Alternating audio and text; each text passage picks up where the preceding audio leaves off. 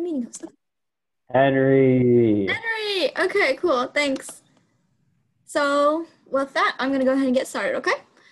So today's beginner GA is going to be covering data handling, which is very important because before you start building a machine learning model or anything, you need to make sure you have a good data set because you're not going to train your model on like bad data. And there's a big saying that goes with this that's garbage in, garbage out. So if you feed your model bad data, it's going to give you bad predictions. Pretty much. So you want to make full utilization of your data, and you also want to make it nice and organized. That way it's like easier to process. Okay, so there's a lot of types of data, and of course, I'm sure you guys have known from like science and other stuff that there's like qualitative and quantitative data, right? But within the quantitative data, there's continuous and discrete. And you guys who are more familiar with like higher level math or honestly just like calculus in general probably know that you can probably guess what it means just by the names, right? So for example, continuous quantitative data can take any value and it's like height or weight, temperature, like it shows change over time. So like a smooth line on a graph. But discrete values, only certain values can be accepted. So you're not gonna say I have 2.5 pets. And if you did, I'd be very concerned because where did the half pet come from? So you can only have like a whole number of pets or like a whole number of family members or like something like that. So those would be discrete values. Okay, so now we're talking about qualitative data, and there's nominal and ordinal, and they're honestly pretty similar. So both of these data types are non-parametric, and what that really means is it doesn't fit a well-known distribution, which still might seem a little bit confusing. It basically means it's like qualitative. So nominal data is what you think of when you think of qualitative data. It's like, your eye color or the direction, like north, south, east, west, type of pet, so like dog, cat, fish, bird, stuff like that.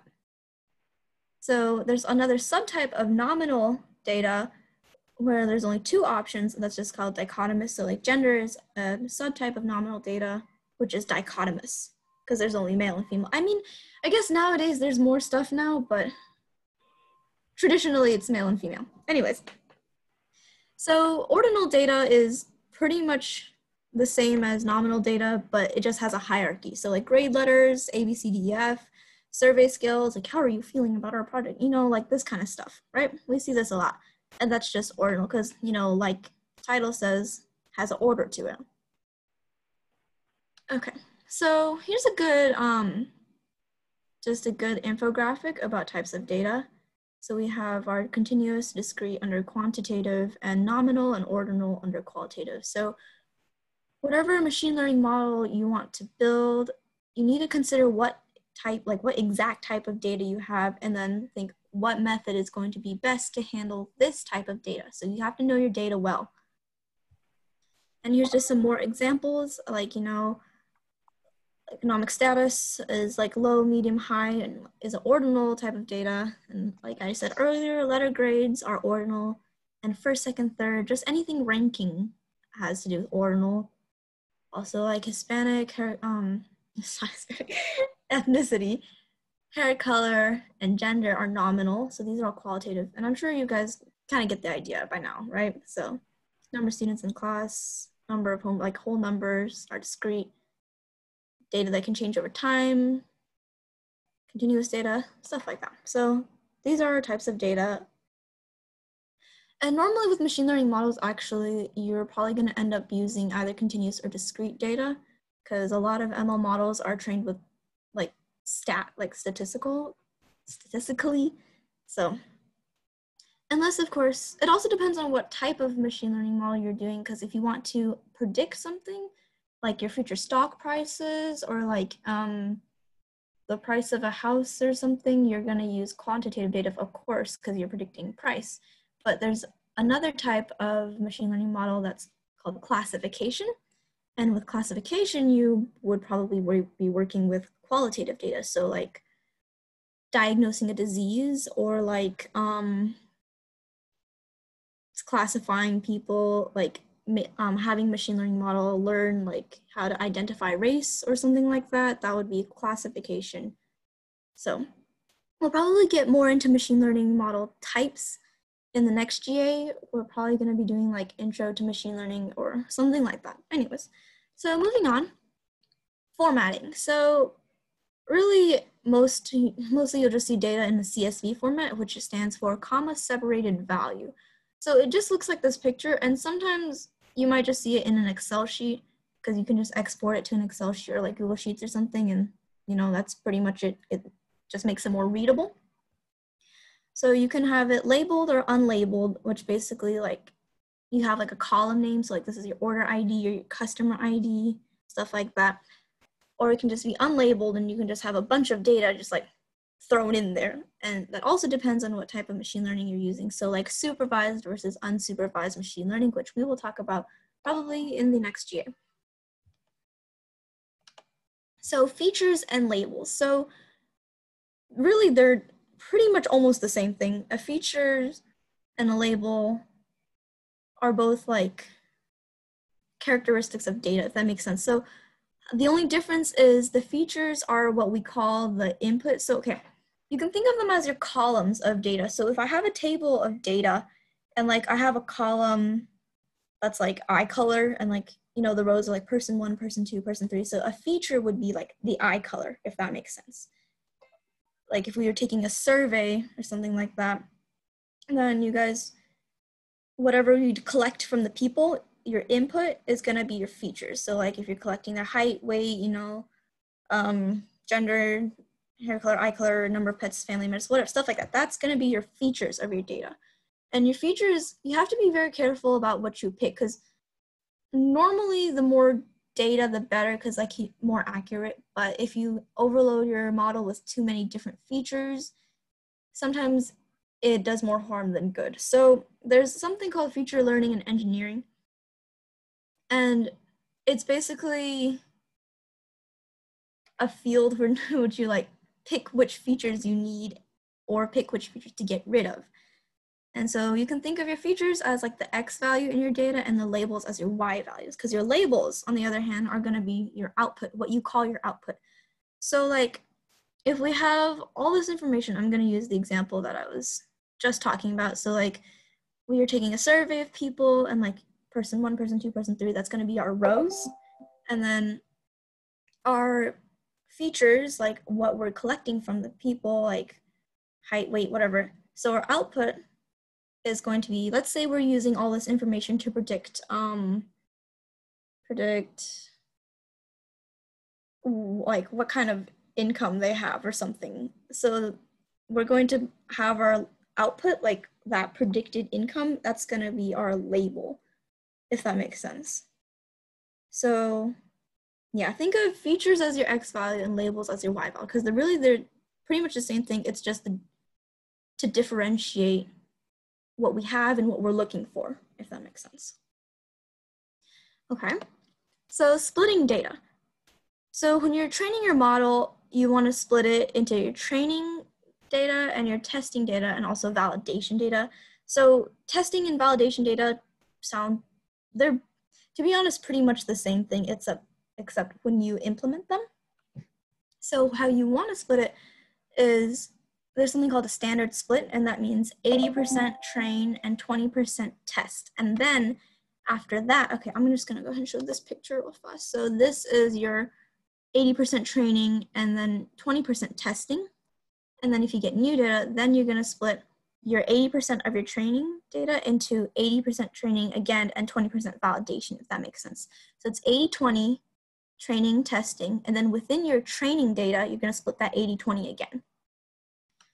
So, okay, if you have less training data, there's gonna be more variation in your like parameter estimates because you have less data that you're training your model with. But if you have less testing data, your performance is gonna vary, because if you train your model with like almost all your data and you tested it with like 1 or 2 like pieces of data, the performance is gonna be like all over the place, kind of. Like it's not a good enough sample of like the accuracy of your model if you're only testing it with like a little bit of data. So you just have to balance according to the size of your data set. So if you have like a really small data set, well, still you probably end up doing something like 80-20. That's a standard split. But if you realize that you don't have enough like data in general, then you might want to spend a little bit more on training. But anyway, so here's another thing called a train dev test split. And so honestly, that was what I was used to before I like started learning more of the stuff, because in my research lab, we do train dev test, and I'm beginning to suspect that that's just like a natural language processing specific way to split data. So you split it into about 80-20, training and development data is 80% and testing is 20 again. And then I think you split it about half and half, like so 40 train, 40 dev, 20 test-ish. And it's exactly what it sounds like. So you spend 40% of it training your data and then developing your data, which to be honest, now that I'm saying that out loud, it sounds like it's the same thing, but there's subtle differences in that. And then of course you have your 20% to test it. So this I think is maybe that's just how my professor likes to do it, or maybe that's the natural language processing, but most often you'll see that train test validation split like we have here. So 80-20 is your standard split, and it's like the recommended split. So most people typically just split 80-20. You could always like fine tune it, I guess, but like 75-25 or like 85-15, something like that. But the standard split is 80-20. Okay, so missing features. So how do we deal with missing features in our data set? So if we have, again, picture like an Excel spreadsheet of data, and then what if like somebody didn't answer something on the survey, or like somehow you ended up with missing values? Anyway, so sometimes I see it labeled like NaN, which just stands for not a number. Sometimes you'll see it just blank, but yeah. So there's several ways to deal with missing features in data. So one way of doing it is you can literally just yeet it and delete it. Like, and by that, I don't mean yeet the like missing data like block if you're picturing that Excel sheet. I mean, get rid of the whole row or get rid of the whole column. So if you had a survey and you asked something like, asked more of a sensitive question and not a lot of people answered it, then it would probably be a good idea to just not use that feature in general, because if you don't have enough data for that, it's gonna mess up your results. And also, so say person 1 in our like survey responded with like, so if we ask like 10 questions and he only answered 2 of them, we should probably just get rid of person 1's responses and just get rid of it altogether. It's the simplest and fastest way to deal with missing features, is to get rid of either the row or column it's in. And typically, it might be better to get rid of the row. Or you can do nothing. So it depends on the model and how much data you have, but some models can handle it if you just have missing features, although very few can, or like not very few. In fact, some of them handle it pretty well, like the Bayesian, but really for now, you should probably just get rid of it or imputate it, which I will talk about in a second. So to be honest, you have to deal with missing features 9 times out of 10, because most machine learning libraries will just start panicking and give you an error if you try to build something with missing values. So they just return error if you have anything missing. So what we can do with a missing feature is we can do something called imputation. So if we have like, so sometimes if we have not enough data and we get rid of a lot, so like if we had a lot of holes in our data and we were just kind of, deleting rows left and right, you're not going to be left with many that were complete.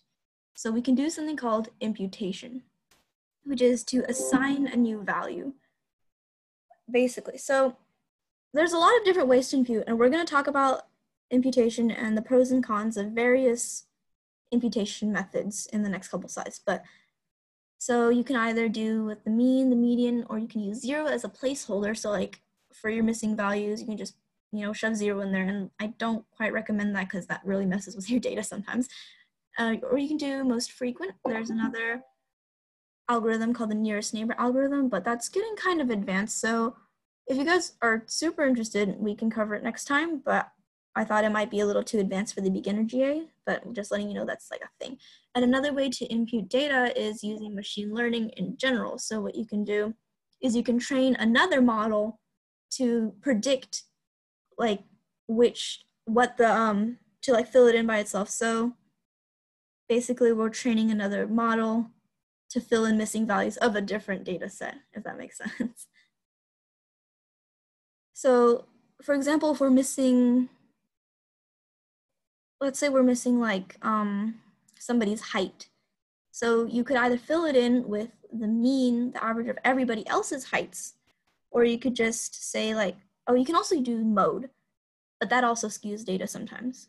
Or you can pick the median and just, you know, put the median as your new value. You can use 0 or most frequent. Oh yeah, mode, most frequent.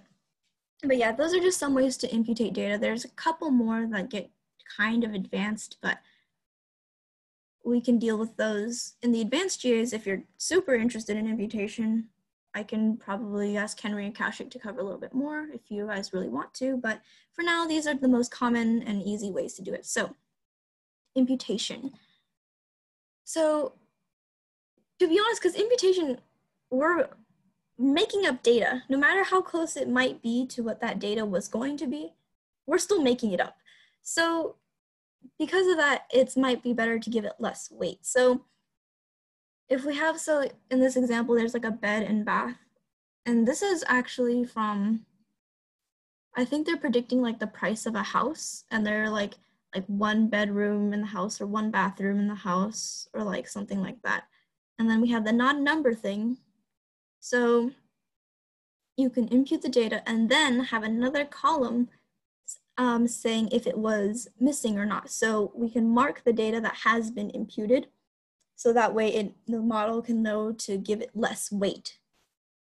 So yeah, so imputation is typically more accurate because if you, rather than, you know, deleting all your data, like your missing value rows, because you have more data, but to be fair, it is also very accurately making up data. So if you have too many holes in your data set and you're just missing like most of your data set and you try to impute all of that, it's not going to give you good results. Because honestly, if you're missing half your data set to begin with, that's not a good data set to use.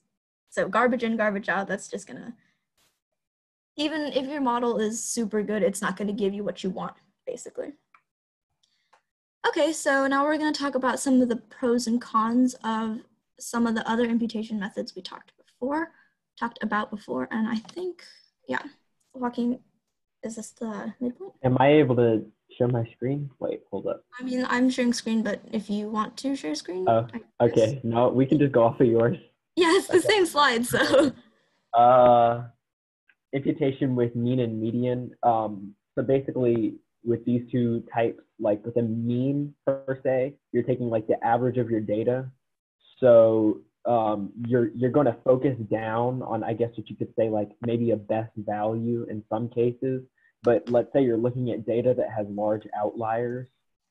Using a mean isn't going to be very good for you simply because you're going to be ignoring those and like averaging down to a small value. So let's say like you have a graph, you know, and like all of your points are like all over the place, but you're trying to find like, you know, some kind of like best fit line. It's not going to do you a good mean.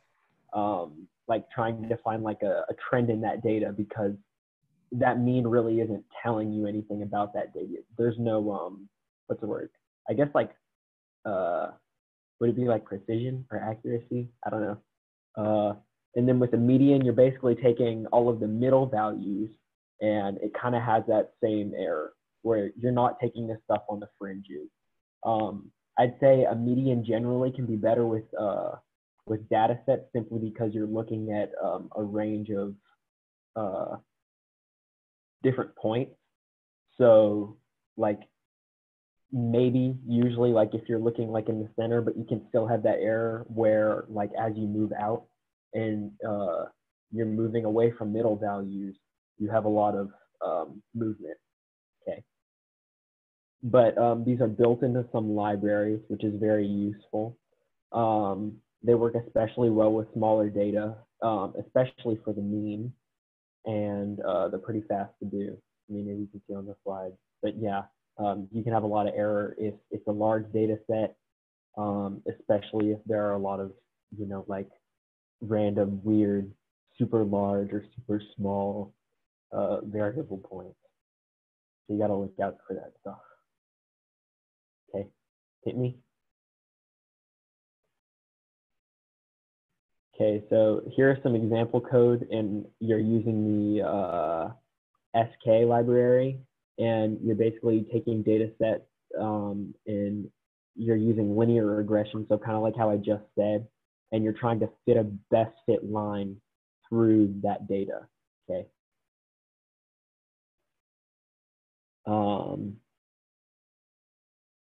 So on and so forth. So like, Real quick, these two, like fetching the data set and randomly replacing 40% of the first column with missing values, is because they had a whole complete data set and they wanted to show off imputation. So they're punching holes in their data right now. So what we're trying to focus on here is the imputation, this last part. So sklearn stands for scikit-learn, and it's another Python library. We're going to be talking about that later, by the way, and most of these are. There's also some famous ones like NumPy and Panda, but we'll be talking about that later. So from sklearn, because we're using the imputation like portion of it, so we're going to do sklearn.impute, and then we're going to import the simple imputer. So really with the simple imputer, because it's got most of the methods of imputation we talked about earlier. So you just have to say, oh, do the mean, or do the median, or do the mode, or something like that. And here we have the .fit method, which calculates either the mean, median, or mode. So we give it what strategy we want to use to impute, and then we fit the data set with that. So fitting it calculates all, so we're using mean in this case. So if we're fitting a data set, it means it's calculating the means of all the features. And then we have the .transform. So we take their calculated values from the fit and we shove it back into the blank spots. So this .transform will return a complete full data set with the values that we calculated from fit, if that makes sense. Yeah. Okay. Okay, so then we see the same thing, and we have our imputation with a mode, which is basically like the most popular value. So that's like, I don't know, let's say we have like a group of people and it's like ones and zeros, and we're like setting 1 as boys and then 0 as girls. So with like imputation as like a mode, if you have like mostly girls, then you're gonna fit in girls as your data point, where like you're imputating. And then like, I guess 0, I mean, like if I was using something like 0, I'd probably just plug that in as like a placeholder. Like I'm which imputation method I'm going to use.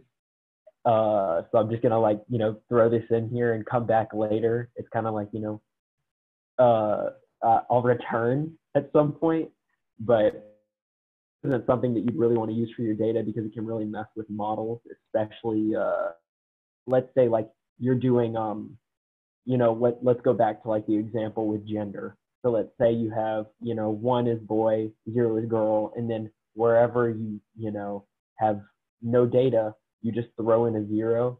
Well, that might not reflect who, like the actual genders of the people you're asking, in your data.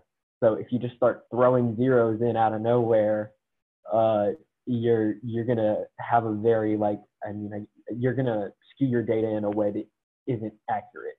Okay, so you could have like a whole group of boys, and if you just start throwing zeros in as a placeholder and then you run your data, you're not going to have good data because that group is all going to be girls. Similar things can happen with mode. So like, let's say like the majority of your group is boys. So you throw ones in for most of your data. This can work if you don't have much, like it could represent your data accurately if you don't have many missing values. But if you have like multiple missing values, like like you basically don't know the gender of most of these people, and you take mode and your mode is like 1, and you just start assuming that everyone's boys, then I hope you're not using that data and it's not important for you to know boy because it's going to be very inaccurate. But yeah, all of them, I mean, like really all of these methods, as it was like said before in the previous example, it's simple imputation. So they're usually going to be like good for small, simple data sets, you know. But I mean, as you move up, you're going to have things like K nearest neighbor and other types of imputation, which are more accurate and more properly assessed data sets. Yeah, so another thing is like if you have 4 girls and 5 boys, and then you have like 3 missing spots in your data and you're doing mode, you're just gonna like stick them all as boys. That's gonna really skew your data, so it'll bias it. Okay, so yeah. Another thing about all of these types of imputation with mean, median, mode, and zero placeholder, but I don't recommend using zero placeholder like ever, unless of course you're doing it like how Joaquin was talking about, like so you don't have something blank, you just shove a 0 in there for now and come back later.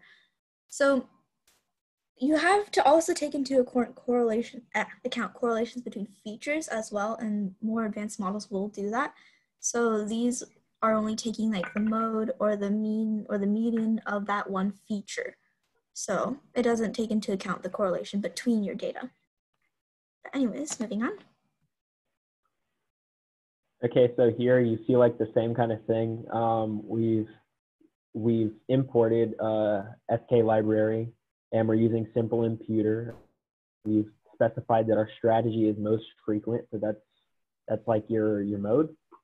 You're going to fit the data, and you're going to find out what that mode is, and then you're going to transform, and you're going to plug those, or you're going to plug that mode that you found into your data, okay, and then you're training.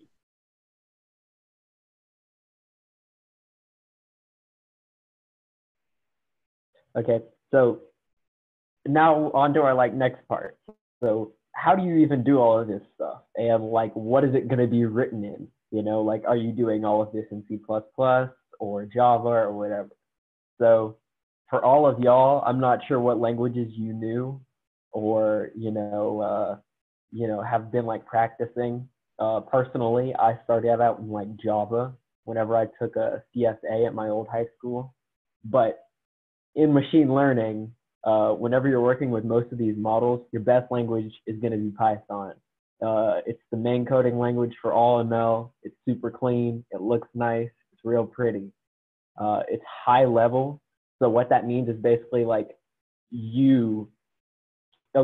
let me put this like super simply. You can speak to Python pretty well. So you can read Python, like somebody who doesn't know any Python at all could probably read this, and it makes sense to them.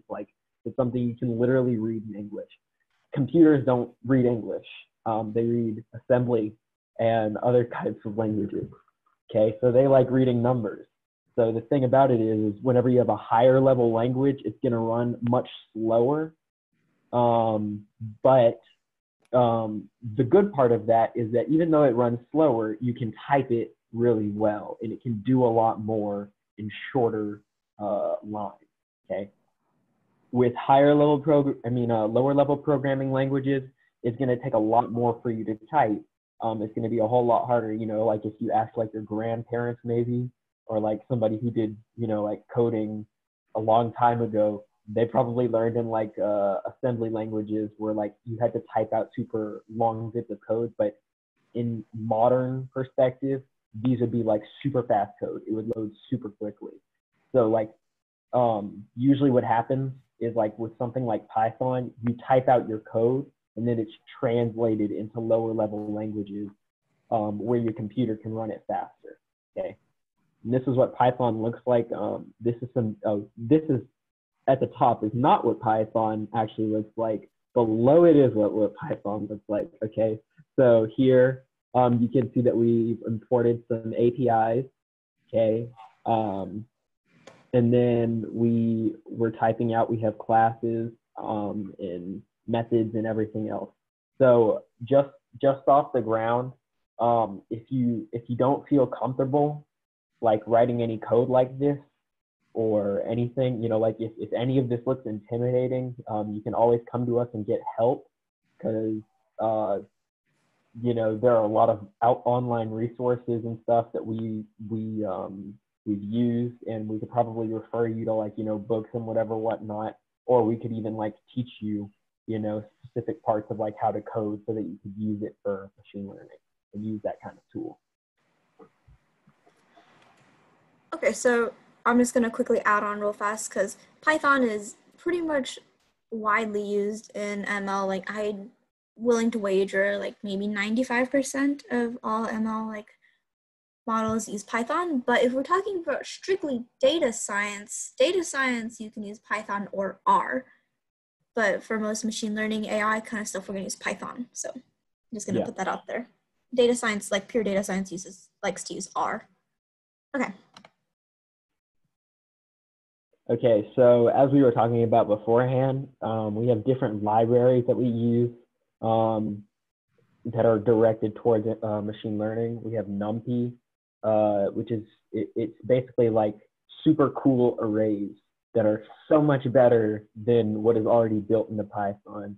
It adds a ton of features that you can use to analyze arrays, and it's generally a good tool for data science. And then Pandas is a data science library.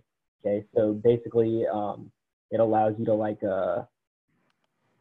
you can like adjust data sets and like combine them together, you know, like super concisely, and it's just like a callable function. And scikit-learn, kind of similarly, it works with data sets, and I mean, like as y'all were saying beforehand, it allows you to modify that data and model it.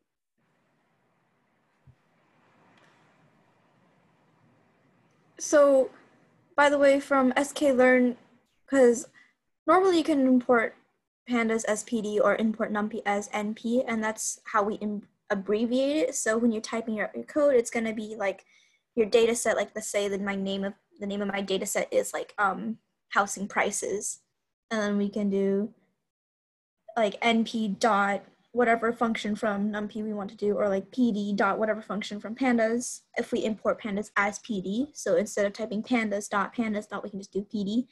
But from sklearn or scikit-learn, you're gonna import various. So if we're working with like data sets, we can import something to do with data sets, or there's something called SVM, which is support vector machines. Basically more support for vectors and stuff. There's a couple of other ones, but for sklearn, you're going to have to be more specific about what you want to import from it, because it's a pretty big library. So like if you're modeling data sets, you're going to probably use data sets. If you're modeling vectors, you're going to probably use SVM. And I think they have some other stuff for data frames, and probably they have a lot of stuff. So these are just the basic ones. Okay, and then on the other side, you have APIs. So like what we just covered with those are like programming libraries, which are essentially like kind of like you import them, and they're like big chunks of code that are just kind of like, you don't have to think about it. You just kind of have to think about what it does.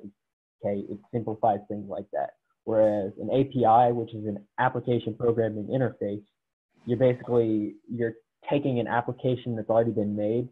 Like, you know, you could take like Spotify API, Google. A lot of those companies release theirs free to the public. All you need to do is go get like an authorization code, usually in, you know, you'd make it as like a URL and then plug it into your browser, and you can get authorized. You put that inside of a JSON file, and you can use that for your code. Okay, so then you can import like I was showing before, you know, and even like, you know, with the libraries, you can import code and basically use functions that somebody's already made to like create an application. So this has like a lot of super useful stuff for ML, especially like, let's say you're making like a web app that's using machine learning. Well, you can take APIs, like let's say like use like a matlib plot, you know, or matplotlib, sorry, and basically you import that library's API, and then you can use the software that's online for your data set, and you can integrate, you know, like, I don't know, I mean, just like to go on, you know, like different applications into your program. Okay. So pretty useful. And you know, you don't really need to like look at it and understand all the code. You know, it's not like something like I guess the best way you can put it is it's like you don't have to type the thing, you just have to understand what it does, and then you call to it. You know. So, yeah. Yeah, they're, sorry, can keep going. No, you can go. They're basically just big shortcuts. And if you're like building something, it's a lot easier to cobble like together a bunch of APIs and add like a bunch of like just a little bit of your own code and call it a day. But they're pretty good. Instead of having to make everything from scratch, you can just find an API probably. Yeah. Okay, so other useful things that we use, like how I just said, we have matplotlib, which is super useful whenever you're like analyzing data visually. It's an extension of NumPy, so it's using those same arrays that NumPy has and all of the features of those. One that I've used in my my project last year, we were looking at hepatitis C, and we were using Seaborn, and we were basically making like a heat plot, you know, where like you could see like let's say you have patient data and you're trying to see like what characteristics in a patient have like high odds for you know, having like hepatitis. So you're going to have different weights to those values. Like let's say like somebody's gender, you know, is a weight. So you know, like you're determining, you know, all of these data sets, or yeah, you're determining all of these characteristics of a patient, okay, and then you're putting them into the data set. And then what matplotlib can do is basically like just, you know, a few calls of a function, and basically you can have all of this data put into a nice graph that you can see, you know. So it's like that patient data, if gender is one thing, then it'll be like super hot if it's like maybe female, you know, and it's like you have a higher rate of like hepatitis C infection if you're a female. So those data will be like super hot, and then others will be cold. You can customize things by color and whatever whatnot. Okay. Then another thing we use a lot is Jupyter. So Jupyter is a web-based API. I mean, not API, sorry, IDE, and it's super useful for machine learning and all those other things. It imports matplotlib and a lot of these other libraries. So I don't think you would have to, like, you wouldn't have to, you know, import all of these things yourself and go through all that trouble. A lot of these libraries are already in there, so you can just call them out of the box. It's super useful to use.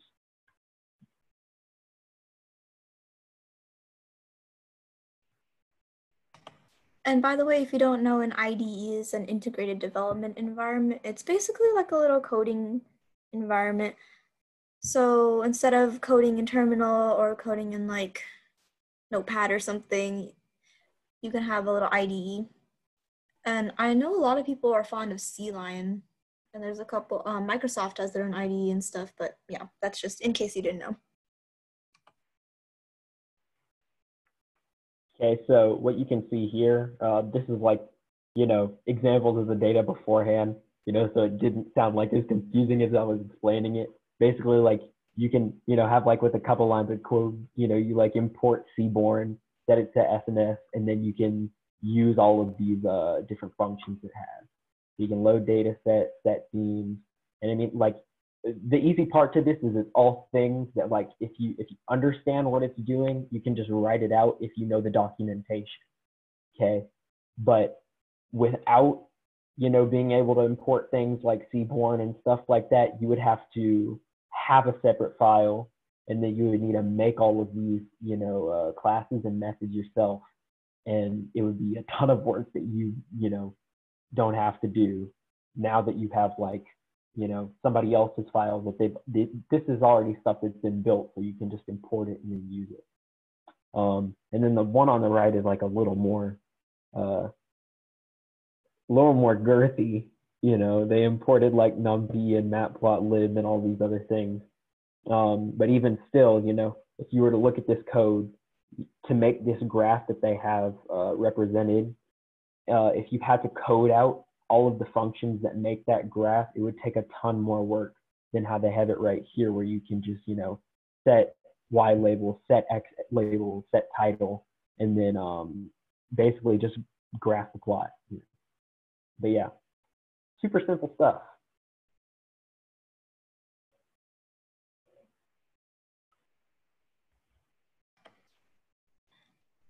So now that we're in, no, go ahead. So now that we're at the end, if y'all have any like questions about any of that stuff, because I know like I kind of glanced over a lot of things, and y'all want to like ask about Python or data science or any of those things, feel free.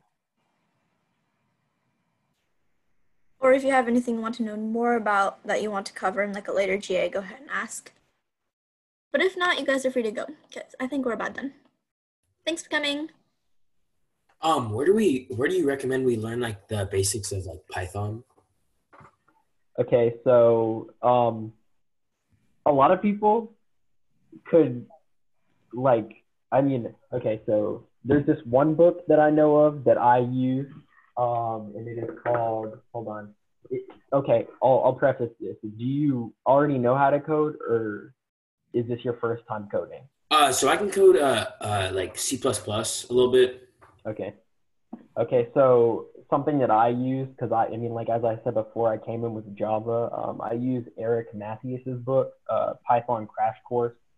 I'd say like anything that basically has you start out and like you're doing project-based learning will be super good for this kind of course, especially for like this club where we're learning, and basically at the end of this course, whenever y'all are done, y'all are going to be making your own applications in a group. It's going to be super useful for you wherever you can find it, to find like educational resources that force you to make a project to learn.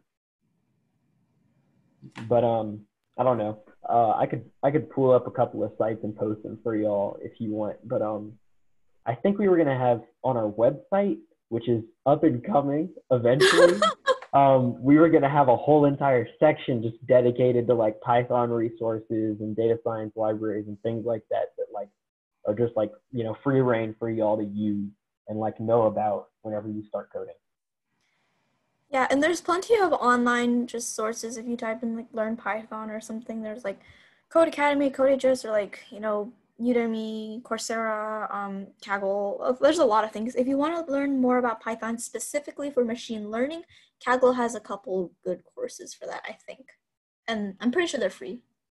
I mean, I'd say in the end of the day, like books and like classes are pretty good, but I'd say nothing will help you nearly as much as having something in mind that you want to do, than just going code it. Because like for me, I started out with Python Crash Course, and I started reading that book, and like most of the functions I kind of already got. But at the end of the book, like I'd say like a good fourth of it at least, probably half, is just dedicated to projects. They like teach you how to make Space Invaders with Python and a whole ton of other games, and it's a fun way to learn how to use the language. Not to mention, it's what you're going to be doing with it. Okay, so that's a super useful part of it, because while you're not making Space Invaders, you are building applications, and being able to do those things on your own is super good. All right. Yeah. Oops. Sorry. But yeah, Joaquin's completely 100% right. The best way to learn any coding language is just to code. So that's why none of us can pay attention during a CS lecture. Okay. Anything else?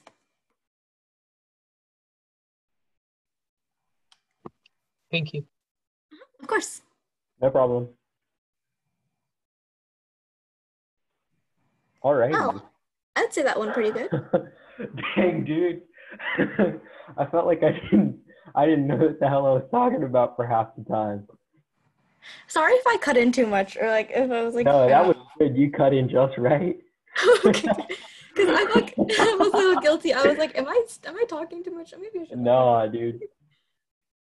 I got the dot, because you put up what was it? It was like it was one of the first slides with the example. It was the first slide with the example code. And I was like, wait, what am I supposed to be looking at? Oh God, I'm just silent. Yeah. Anyways, that was pretty good. Okay, I think that went pretty good. Oh, I should probably stop recording this. Alrighty.